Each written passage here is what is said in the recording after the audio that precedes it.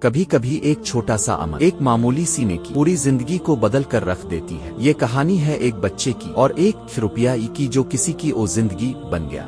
بلال ایک غریب بچہ تھا۔ وہ اسکول سے واپس آ کر گاؤں کے ایک چھوٹے سے ہوٹل میں برتن دھوتا تھا۔ وہ یہ سب اپنی بیمار ماں کے لیے کرتا تھا کیونکہ ماں کی دوائیں خریدنے کے لیے اس کے پاس اور کوئی ذریعہ نہیں تھا۔ ایک دن ہوٹل میں ایک تھکے ہارے مسافر داخل ہوئے۔ ان کے کپڑے گرد سے اٹی ہوئے تھے اور چہرے سے تھکن ٹپک رہی تھی۔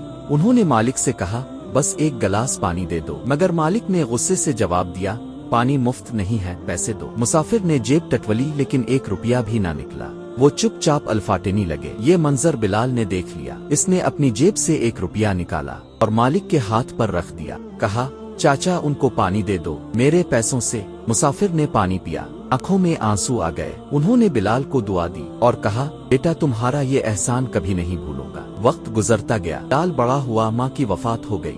اس نے گاؤں چھوڑا، شہر میں جا کر محنت مزدوری شروع کر دی۔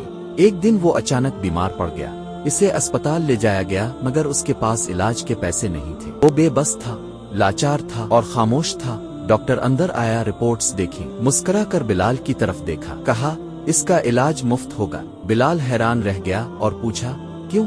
ڈاکٹر نے نرمی سے جواب دیا، سالوں پہلے تم نے مجھے ایک روپیہ دے کر پانی پلایا تھا۔ آج مجھے موقع ملا ہے کہ تمہارا وہ احسان واپس لوٹا سکوں۔ یاد رکھو، نیکی کبھی ضائع نہیں جاتی، چاہے وہ ایک روپیہ ہو یا ایک گلاس پانی، اللہ اسے ضرور لوٹتا ہے۔ ایسے وقت پر جب بندہ بے بس ہوتا ہے